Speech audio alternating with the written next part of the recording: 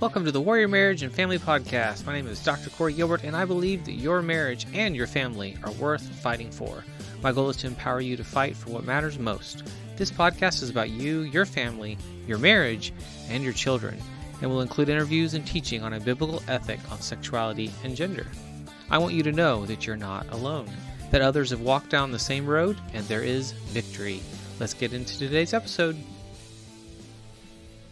Hey, this is Dr. Corey Gilbert with the Warrior Marriage Podcast and the Healthy Marriage Inner Circle. And today I want to look at what we're going to do as we reopen this world of ours. And we've been locked down and we've been kind of tucked away for a while. And some of you have done some amazing things with friends and family in that space. And others have hunkered down to finish school.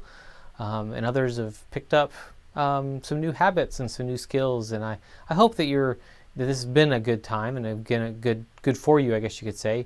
It's not been for everyone. There's a lot of people who this has been an absolute nightmare for them, living in fear. And so I want us to look forward. As we look forward to what's to come, some states have opened, some haven't yet. It's going to be a slow process. But here's some notes just for us to think about. First thing to think about is it's not about who was right or wrong.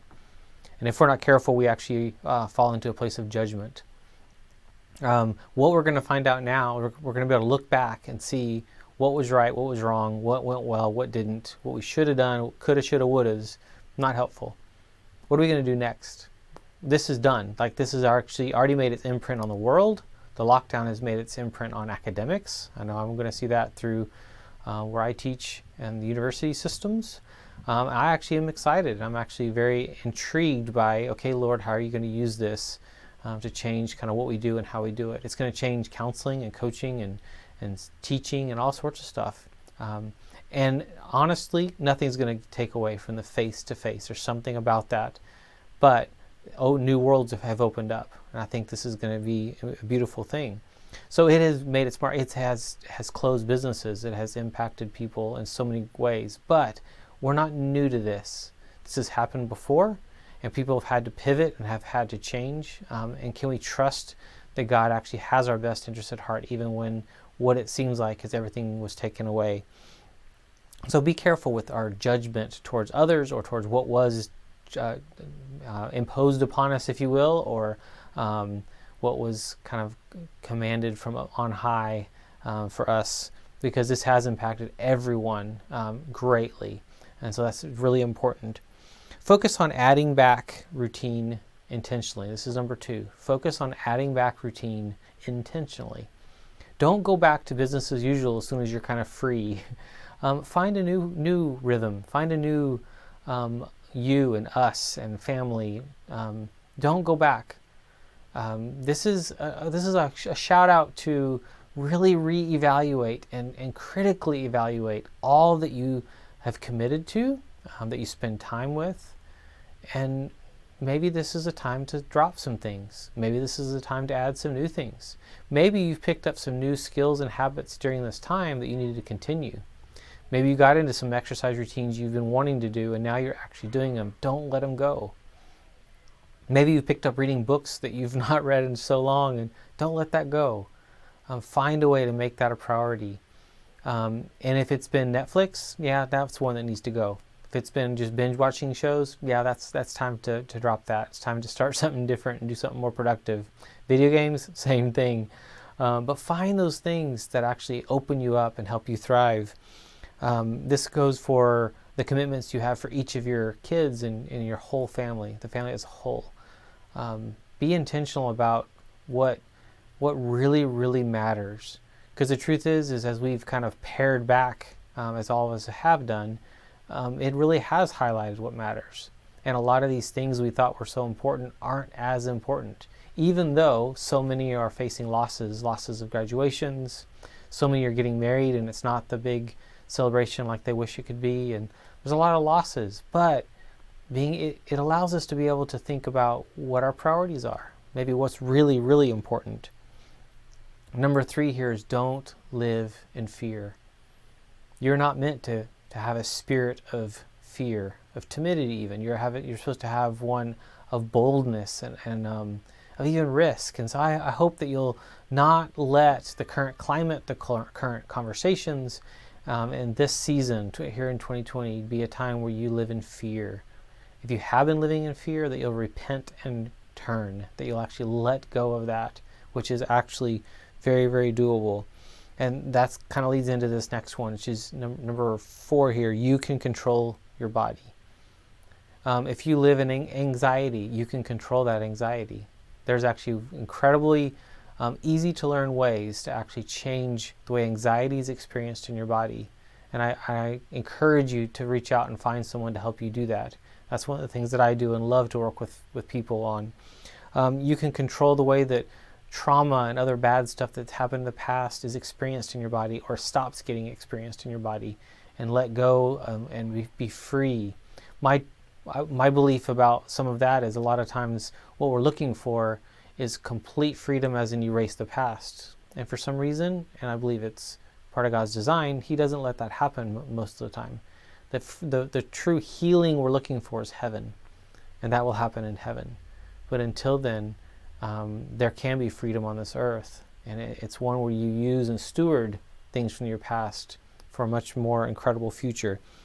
And a lot of the keys to that is in our body and how we experience life and relationships and people. And this whole quarantine and lockdown has actually shifted things in our body for good and for bad, and we need to address those. Here's number 5, I believe it is. 5, yes. Your relationships are critical, and who you put around you, it's life or death. The people you allow in your life can be life-giving, or they can completely suck the life out of you.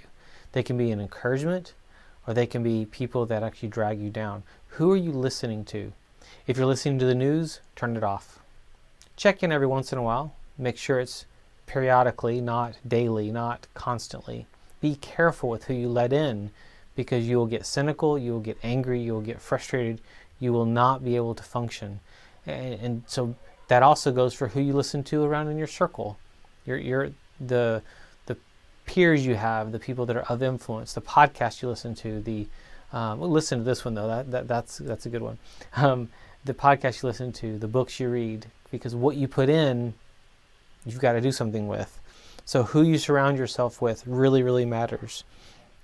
John 16:33 says, "Here on earth you will have many trials and sorrows, but take heart, because I have overcome the world." Can we trust that He has overcome the world, and that all of this in some weird way is meaningless, and that He's victorious, and we can trust in Him. We can take heart.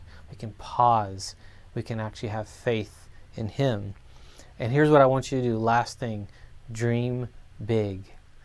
As we come out of this, don't just go back to what was.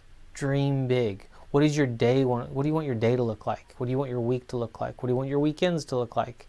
What do you want your next year, next summer, 2, 3, 4 years from now to look like? Dream big and expect great things. Dream with your spouse. Dream with your family. Make plans. Be excited. And do things that are not necessarily what you would have done in the past. Business-wise, take risks. The only ones that don't fail are the ones that don't give up. This current climate has changed that in the sense of economics, of some just literally failed because of there's no money, there's no people buying, and that's heartbreaking. What's going to be next? What if?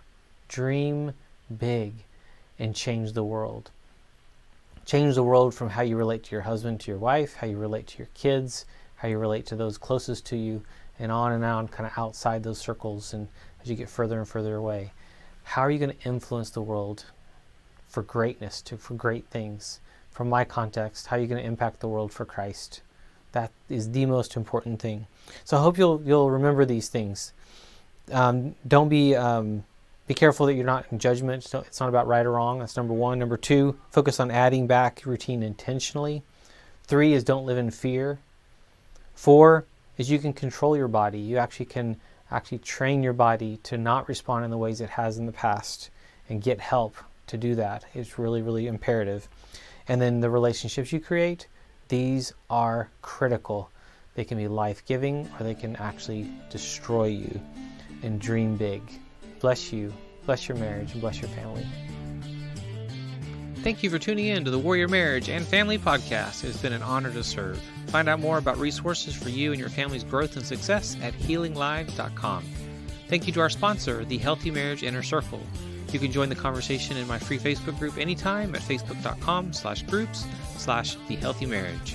To access my new best-selling book for parents, go to ican'tsaythat.com to purchase and receive the audiobook for free. Remember that your marriage and family are worth fighting for. This is Dr. Corey Gilbert. See you next time.